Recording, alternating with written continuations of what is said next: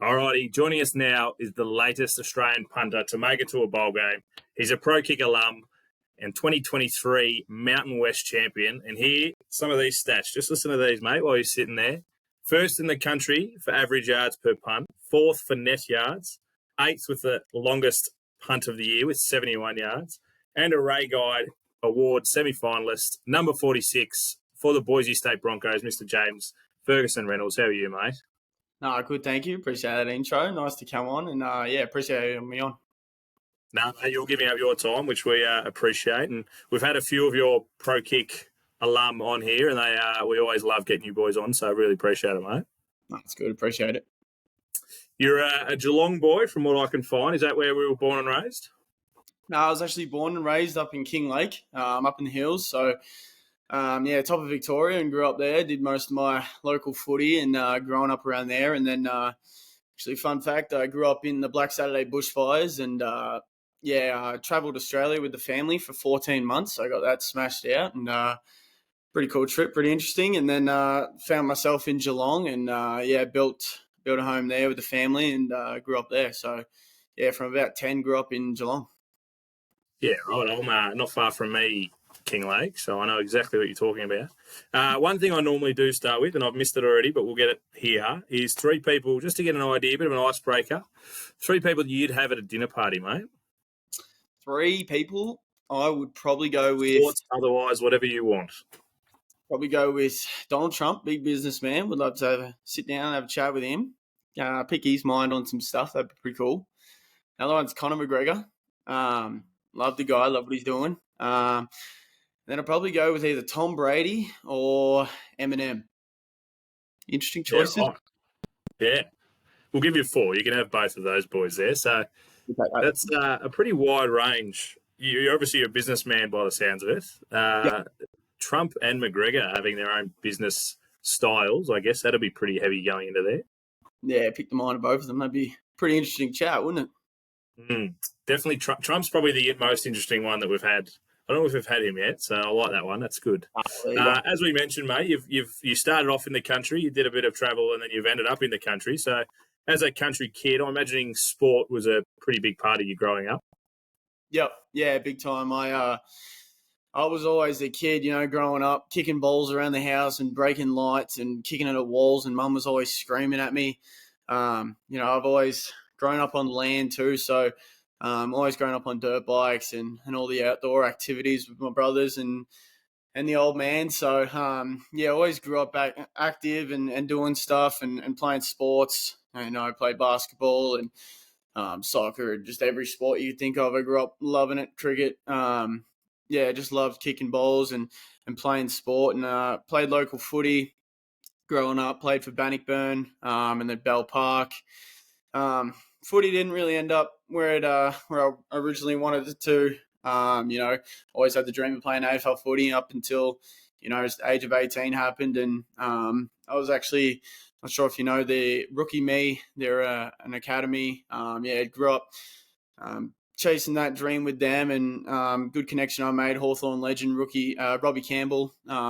He's been an awesome mentor for me, not only in the footy world, but then transitioning across to the American stuff too. It's, he's been a great leader in that sense. But, I grew up playing footy, absolutely loved it. And, that was the only thing I saw myself doing, really. I was the sport nut of the family. The other boys weren't really very sporty or active. They love their dirt bikes and other stuff. But, yeah.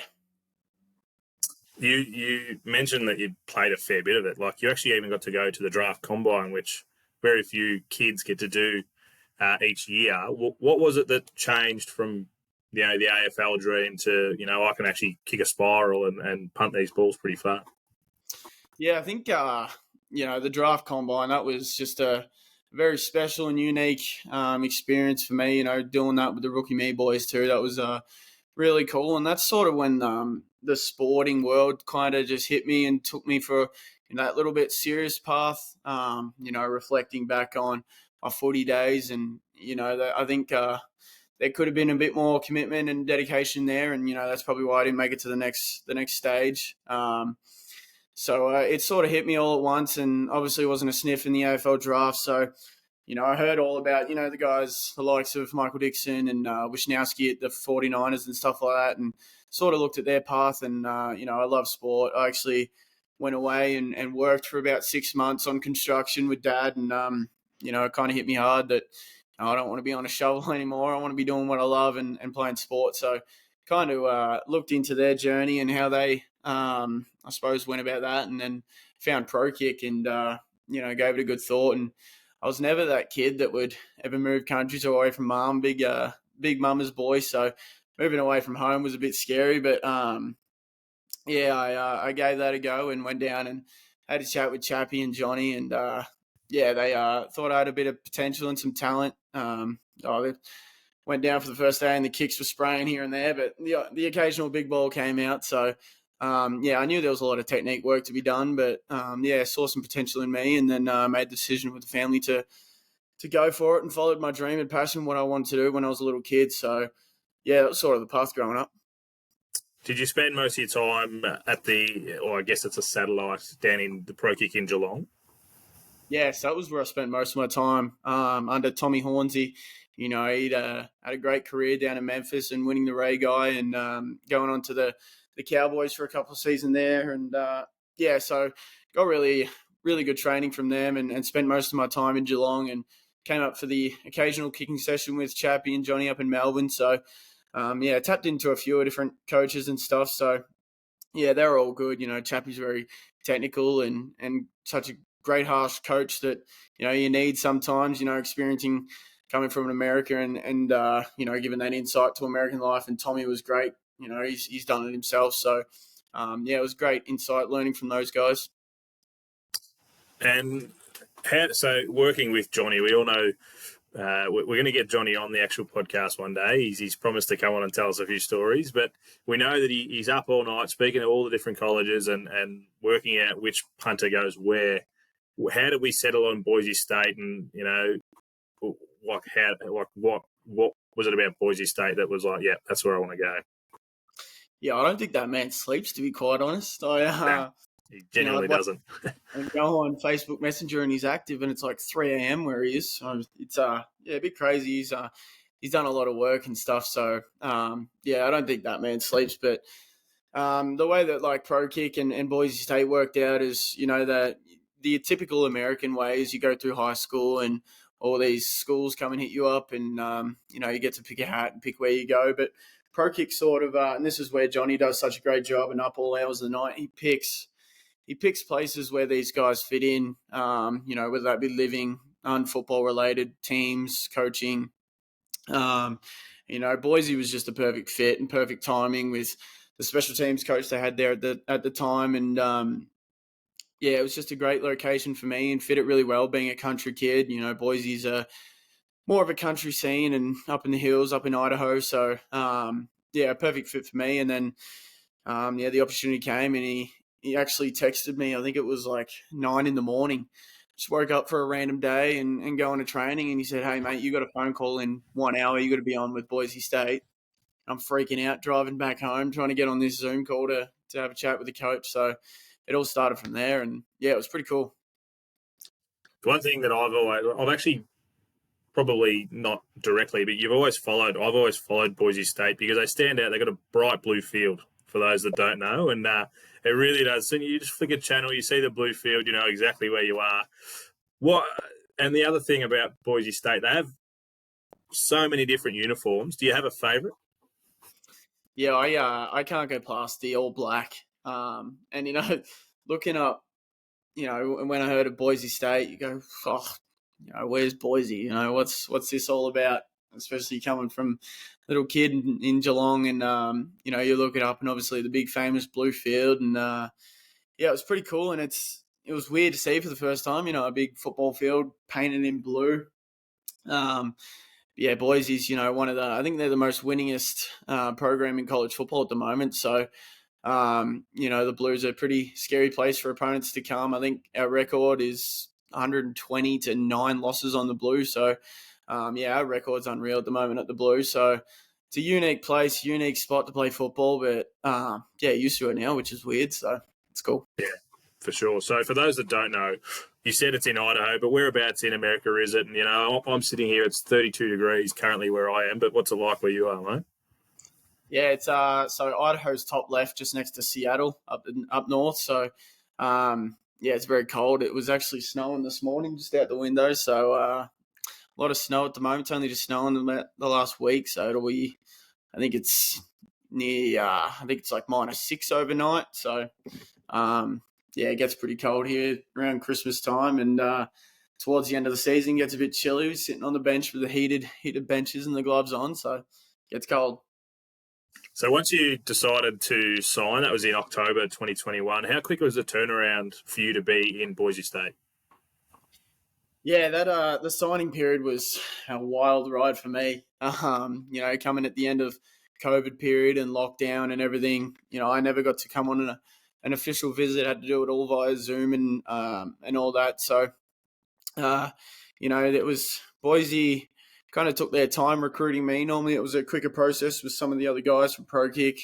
It took about really 6 months for me to commit there. I always had a chat with the coaches every couple of weeks and kept in touch. So never really had the official word. I was going for quite a few months, and it hit around October time. They offered me the scholarship, accepted it, and then it was sort of, the race is on now. We want you in January, right after Christmas. So at the time, we were working with the consulate, trying to get visas out, because I know a few of the other Prokick boys are trying to go too, and it was kind of a disaster at the time. The consulate weren't handing out visas, they weren't communicating with everyone, and it was all just such a race to get visas to head over. So it was a very stressful time. I was packed. Actually, had my bags packed. I was communicating with the coaches, and they wanted me. And obviously, being a student athlete, you got classes and stuff starting in January too. So I had to be over there to start college, and it was all a race. I think I had to be there on the 6th, and I actually had my bags packed, sitting at the door, not knowing whether I'm going now or tomorrow. It was a crazy time for the family, but it was coming up against, I think it was January 4th or 5th. The consulate actually hit us back for the first time in about a month and said, your visa's ready, come pick it up. And it was all just a mad race from there. And I think there was like 4 or 5 of us Prokick boys who literally drove to the consulate to pick up our visas on the way to the airport to fly out. So it was a pretty crazy time, the end of COVID there, but it was a wild ride. Yeah, shit. And not knowing must be a real mental game, not only for you, but you mentioned you're a mama's boy. How was she handled and the family handled you? Like you said, driving to the consulate and, one day you don't know if you're leaving and then the next day you're actually gone. So how's the family handled you actually leaving to the other side of the world? Oh, mate, it's been wild. That just alone, not knowing when you're going, spending Christmas. Am I having Christmas? Am I going to go? Waiting for an answer, just refreshing emails.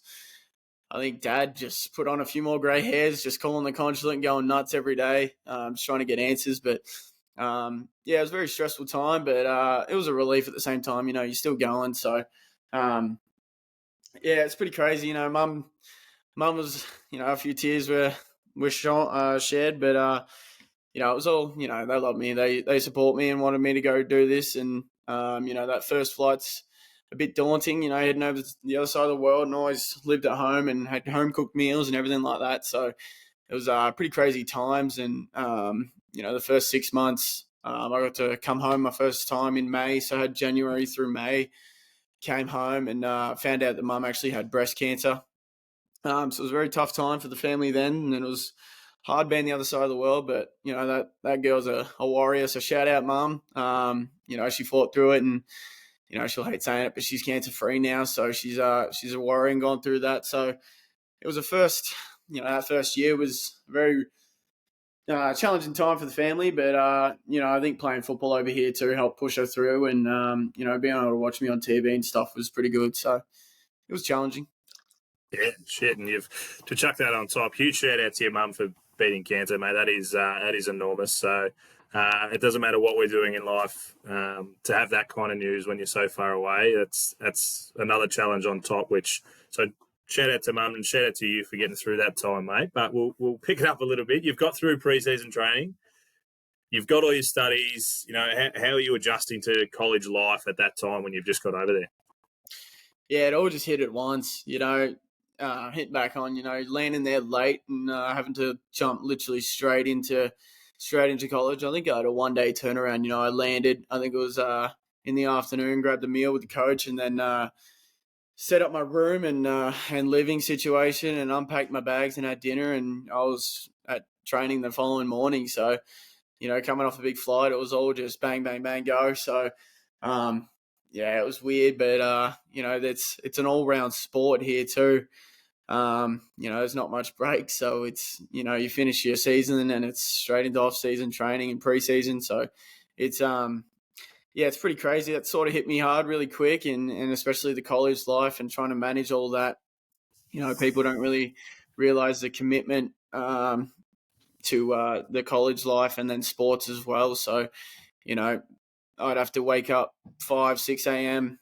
Pre-season and be at the facility and training from 5 till about noon, 11:30 noon, and then just straight to class. And you might have 1 or 2 classes a day in the afternoon, and then after your classes, you come back for position meetings, team meetings, grab some dinner, and then hit the hay, and then back at it the following day, all through the week. So it hit me very hard. I actually got a week in and called mum and dad. I'm like, dude, what are we doing? What have I just jumped into? This is crazy.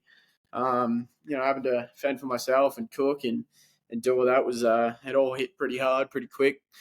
But yeah, settled in really well. The boys and the team are awesome and really welcoming. And, the coaches did a great job of adapting me to college life. And, the coaches are there every step of the way. They want you there. And, all the other boys are great and teaching you all the tricks and getting you through college and classes and helping you out. And, it was a wild transition, but, just very busy.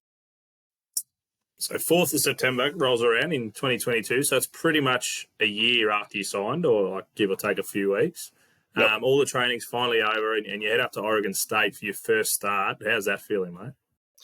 Yeah, that was unreal. That was just a dream come true that weekend. I still remember it every step of the way. We fly up the night before and have a couple of position meetings and team meetings and stuff like that, and then we stay in a hotel the night before, and then wake up game day, have a team breakfast, and the nerves started hitting in then, and you just all the pre-game nerves and everything like that, and then you jump on the team bus and the police escort itself rolling through town, and the whole town's just it's like grand final day back home. The whole town's just on watch, and it's all just stop and driving through town with a police escort and seeing all the fans and everything walking the streets yelling and screaming at your bus. Driving into a hostile environment like Oregon State, the passionate fans, like I think there's like 70,000 there or something. Yeah, it was nuts. The nerves coming in on that bus, driving to the stadium were pretty high. And, it was one of those moments again, like, what have I just walked into? It was a very surreal moment. And then just getting changed in the locker room and coming back out and, warm-ups was just amazing. It was hard to focus on, executing your role and, doing what you're there to do and just, trying to take it all in at the same time and realizing what you're there for. And I think that was my first punt. I think it only went like 36 yards or something, and they really brought the pressure on that one and felt the rush there. And, nerves have never been so high before. Just, I think it was like 50, 60 odd thousand just screaming at you. It was a loud environment. And not sure if many people know the football terms, but there was before a punt, there's a cadence. You got your shield there giving you a cadence, and I didn't hear nothing. So I was just trying to wait for that ball to be snapped back to me. And, the nerves are pretty high. But, it was an unreal moment just getting that first one out, just, get it off and get a decent result and got that done. And then my second punt was backed up in the end zone, had my heels at the end zone, backed up to their fan base, and their fan base were just an arm's length away from me screaming a lot of things I can't repeat on camera. So, I've never been so nervous before in my life at that moment. But, it was a wild experience, that one. It was cool. Huge to go from, like you said, your first punt's 36 yards to you're averaging nearly 50 now. So I think you've picked up the game pretty well.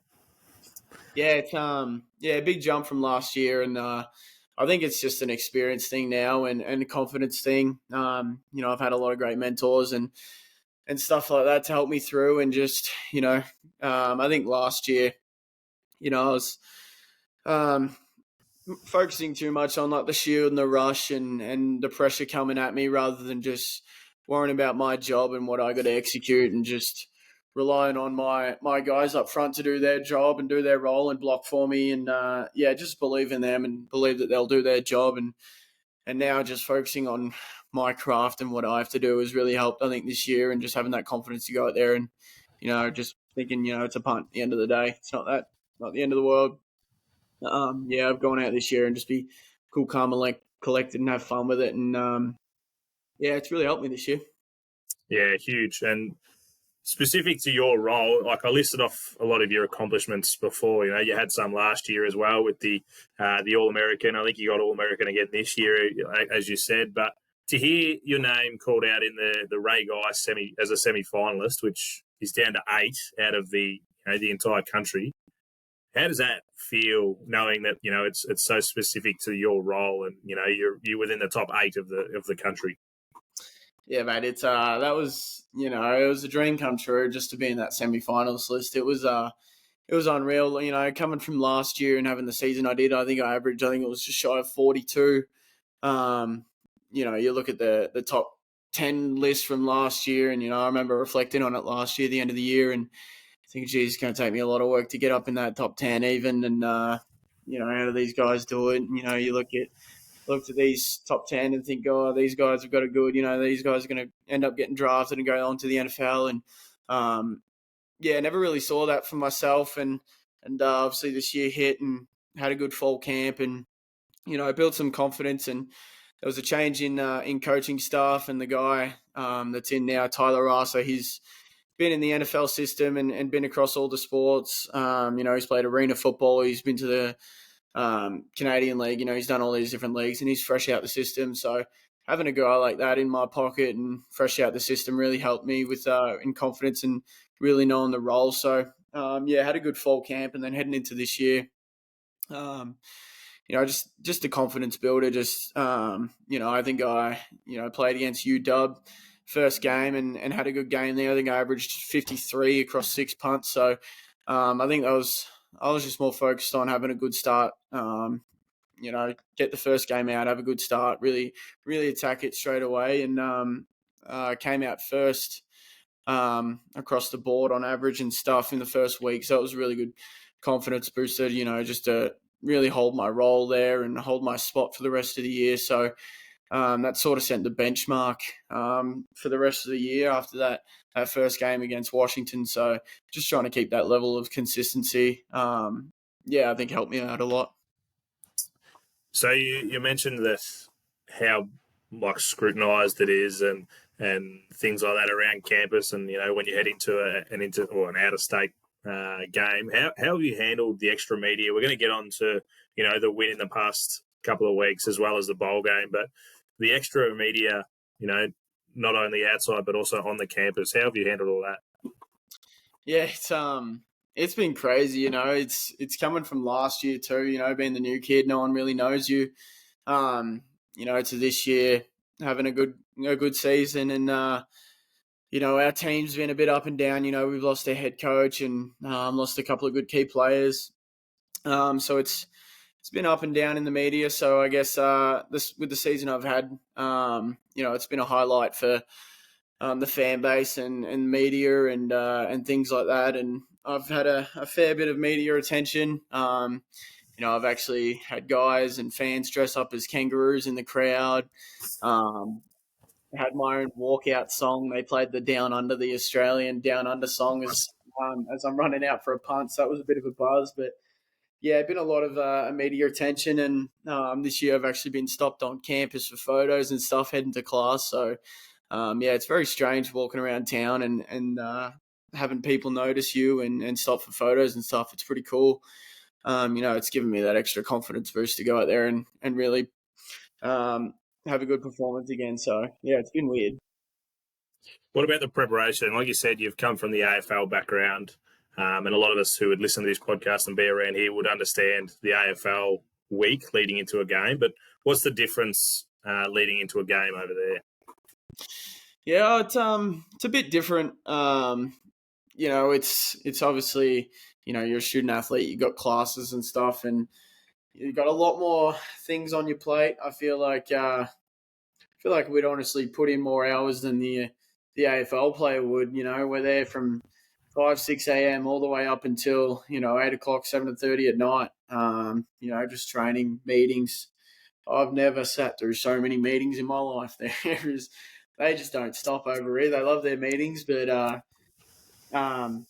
preparation for me, I guess, is a bit more intense. With the hype the other boys give it, I try and I think that's coming from my successes too.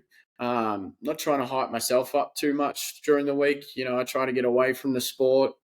Try and get my mind away from the game itself on come a Thursday and a Friday. I try and stay away and just relax and go play golf with the boys, or just distract myself at the end of the week and finish all my schoolwork the first half and get college done before Thursday rolls around, and then it's game time and switch on around Friday when we head to the hotel, and game time on Saturday. So preparation starts Sunday. We play Saturday, and then it's roll in the next day, recovery, team meetings, and then we're straight on to the next opponent. So it's a lot. You said it's been a big couple of weeks, and I just want to talk about the experience of winning the Mountain West Championship and then the preparation for the upcoming. It's the LA Bowl, brought to us by Gronk, which is awesome, against UCLA. So just those two experiences that you've had so far, mate. Oh yeah, the Mountain West Championship, that was just a dream come true, man. That was it's like the equivalent of winning a grand final over here. So I've been like 3-0 in grand finals. I grew up playing footy, and I think I've lost like 2 or 3 grannies now, so it's not been a good track record. And my freshman year last year, we actually made it to the championship game, and that's where the history of Boise State's been really dominant. And we actually played that on the blue, and actually lost that in my first year, so that was real deflating for the team, and kind of hit hard. And there was that feeling of unfinished business there, and the guys were really hungry to go do that again. And we came back this year firing, and it all worked out. There was a 3-way tie, so it all worked out funny. And it's all based on computer rankings and things like that, and percentages who made it to the top 2. So we ended up coming up against UNLV, so Vegas, which alone was just a dream come true. Playing in the Raiders Stadium there at Allegiant, that itself is just unreal experience itself. Just playing in an NFL stadium and in a big dome like that. So we, the energy all week was. It was unreal, just the hype around the game, and couldn't get your mind off it. And, you grow up as a kid, watching movies on Vegas, and, you never thought you'd be on the main stage in Las Vegas in the USA playing a championship game, fighting for a ring. So, it was just an unreal thought in itself. And, the preparation leading into Vegas was just amazing and something I'll never forget. And then, we got there and flew in, and we actually parked next to what's his name, the UFC fighter. Oh, it's gone past me now. I'm not Conor McGregor. One of the other big UFC fighters. So you're parking next to these big $1 million private jets, and you're rolling into Las Vegas, and had a police escort straight down the main strip of Las Vegas and straight to the hotel, and there's fans going everywhere, and that night was a bit of a buzz, just trying to sleep. And then the following morning, we traveled through the stadium, and just seeing the buzz around the stadium and all the fans was just something else. And played there, and I think I had my quietest day of the year and only had 2 punts there. So spent a lot of time just cheering on the sideline, sitting on the bench, waiting for my opportunity. But went out and had 2 punts, and we came away with a blowout win, which was awesome, and celebrated there. And it was amazing. Just the night I'll never forget. So, and then that leads straight into the LA Bowl in a couple of weeks. So you got a good run up to it. What does that look like, mate? Yeah, so the winner of the championship goes on to play LA, and that's in SoFi Stadium where the Chargers play. So hosted by Gronk, like you said, and that's an unreal experience going against UCLA, and they're a pretty tough side, so it's going to be a good battle. Just the preparation for that. So that's it's been 2 weeks leading up to that. So we had a bit of a quiet week off last week just to sit back and enjoy the win and finish off college. We're coming to the end of the semester here, so just get your college done and just sit back and take 5, look after our bodies and get ready for UCLA. So we started preparing Sunday, looking